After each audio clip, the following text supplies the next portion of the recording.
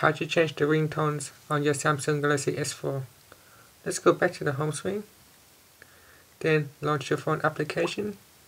Tap on the menu key and choose Call Settings. From here, simply scroll down the screen and tap on Ringtones and Keypad Tones.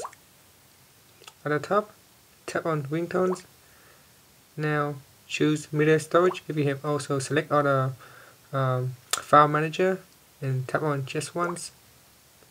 From the ringtones selection list, you can scroll down and up to select the ringtone that you would like to use.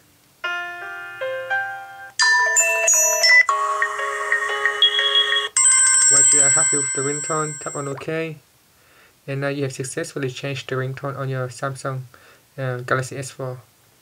Press on the home key to finish. Thank you for watching this video. Please subscribe to our channel for more video tutorials.